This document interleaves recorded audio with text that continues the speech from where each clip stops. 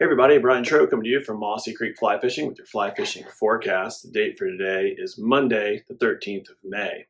Well, here we are, we're right in the middle of the month, and for those of you who love dry fly fishing in Virginia, this is the best month. This is when the bug life really hits its peak. We've been adding insects as we go. We've lost a few insects along the way, and then they're getting bigger and bigger in size as we go. You know, we started back in the late winter, early spring with our little blue duns and our tiny red quills. All right, and then we've gotten progressively larger into our March browns. And next in line, and there have already been a few of them hatching over the last week or so, but it's going to get better and better, are the drakes. Okay, the eastern green drake, yellow drakes, slate drakes, mahogany drakes. These are helicopters. Okay, they're hummingbirds. They're the biggest of some of the biggest of our mayflies that we can have here in the spring. So they're a lot of fun, and I'm going to kind of go through the drakes and also what else is out there to give you all a good look at this coming week and then beyond. So let's start up in the mountains. The primary drakes that you're going to start to see over the next few weeks are the green drakes, and also a good number of slate and mahogany drakes. You'll see them as well. So these bugs are really big. You're talking about size 8, size 10. Really, the hook size is kind of irrelevant. The bugs are very, very long, and so they can be tied a number of ways. A lot of people will tie them just as like a really, really big wolf. Some folks will tie what we call extended body, where the tail, whether it's bucktail or whatever, will hang way off the back. If you tie, or if you're buying them, you have to be a little bit careful because the bug is so big that when you're fishing smaller creeks like brook trout streams where the water may be clear, the water may be low, very, very difficult to push a really big wind resistant giant winged drake with 5X, especially 6X. You'll twist your leader up quite a bit, things like that. So you kind of have to thread the needle a little bit with pairing your terminal tackle with these bugs. Certainly if you're fishing the spinner falls, you're imitating like the coffin fly, which is, you know, the green drakes, like they'll turn white before they die. That's the coffin fly. If you're imitating these at low light in the evening, you can get away with heavier leader. All right, so you can fish cram a 4X through there, and hopefully they won't be leader shy because the light will be low and they'll be so excited about that big meal. But if you're fishing during the day and the water conditions are clear and the fish are spooky, you're going to have to either trim a wing back, or if you tie, make a little bit of a pared down version, something that can cut through the wind a little bit more. We have one here at the store called the hair wing. The wing lays back quite a bit, which helps you cast it without spinning up your leader so much. But these are good problems to have. They're actually not the main focus of the point here. The point is we've got some of the biggest food for our trout here in the western part of Virginia just about to show up. So we started off with teeny tiny little bugs, and now we're making our way up to these big drakes. They'll hatch sort of like the sulfurs, one here, one there throughout the day. Overcast days where it's calm, you'll see more of them hatching. Really sunny days, you'll see less of them hatching. And you'll see these guys around. Like I live on Mossy Creek. You'll see them clinging. Some of them will live a day or two and molt, so they'll stay overnight. You'll see them clinging to like the screen on the back of my house, you know, places like that where you can see these beautiful, beautiful bugs. We should have them for about a month. The peak of them is typically in this part of the neck of the woods around Memorial Day. So we've got a lot to look forward to. There's still other mayflies around. All right, we still have some sulfurs around, although it's starting to wane. We have Cahills and Hendricksons still around. We still have some March browns. And down on the spring creeks, we're really starting to pick up our tricos. More on that in a minute. But if you're a dry fly fisherman and you love fishing brook trout and you've never really seen one of these spinner falls, we would love to help get you out on the water. Certain creeks have better ones than others, so we can help you by telling you kind of which streams to focus in on. You got to make sure that you're in the right spot in the stream. They don't just congregate anywhere. Big open pools with a nice riffle at the head, that's one spot that they're going to want to be, especially if there's some like openings in the woods.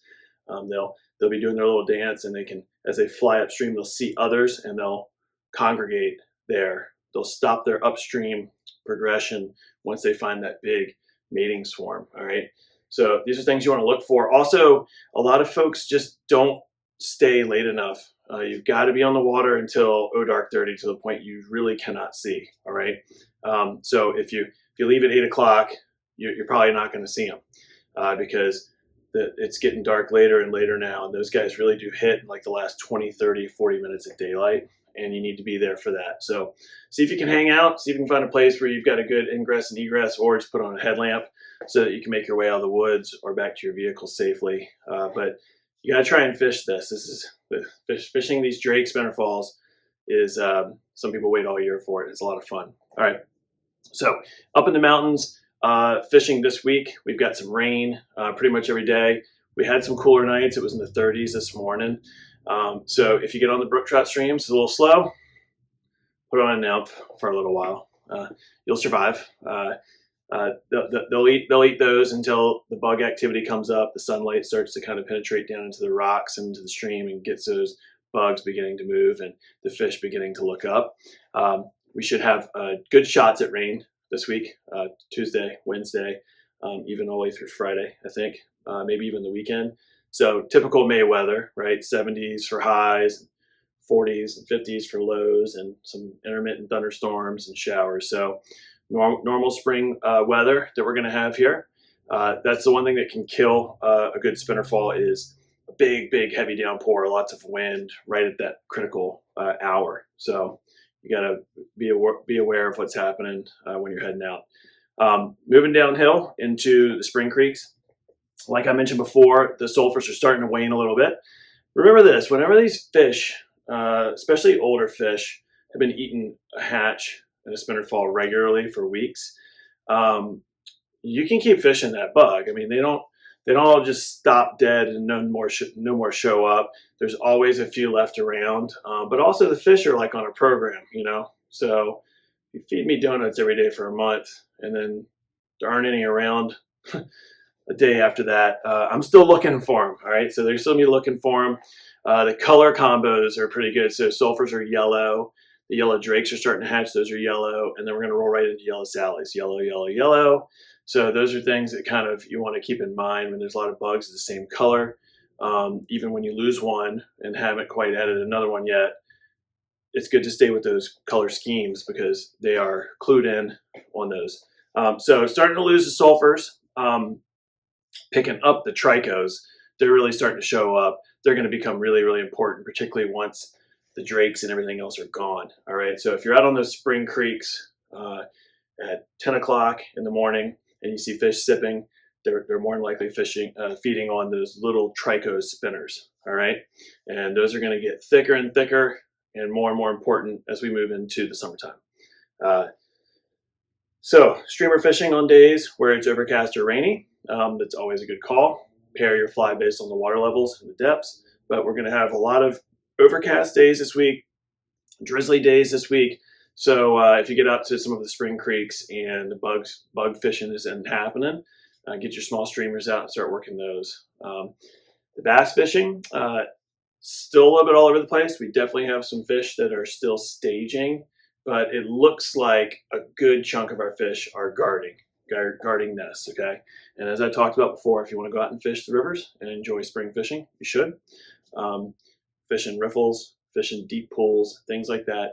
You're not going to interfere with a male guarding its nest in those types of waters. So if you avoid some of the traditional spawning water, you'll stay away from those males. It's not cool to catch males off their nest when they're guarding their little eggs. We need those eggs to hatch and to be viable and to swim off. And that'll happen sometime in the next week or two, so maybe 3 at the most.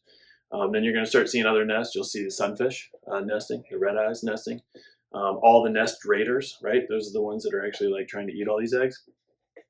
They immediately start to spawn just after the smallmouth and the largemouth spawn. So you'll start seeing some of that as well. Get out there and musky fish. This is musky madness. The water temps are perfect. The water levels are really good. And those fish come off their April spawns very hangry, okay? They're looking for a big meal. They'll eat a small meal though. This is that time of year where people accidentally catch them fishing for other things, and that's because that big fish will eat a mad tom. or eat a hellgrammite just because it's there.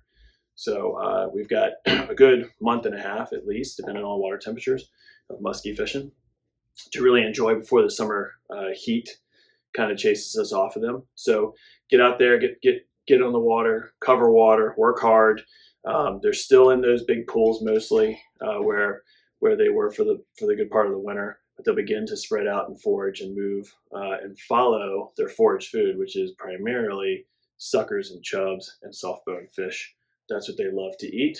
They'll take a random sunfish, they'll take a random smallmouth bass if they can get them, but those guys have spines and they don't like to swallow things with spines if they don't have to. So look for the suckers, the hognose suckers, things like that. That's where your muskie are going to be hanging out, and then just turn into a machine. Be methodical, cover the water well, cover the depth well, don't fall asleep at the wheel or you will miss the biggest fish of your life. So that's pretty much it for now. There's a lot going on around the shop here. Lots and lots of new stuff coming in. We've seen a lot of new faces in the last couple of weeks. That's awesome.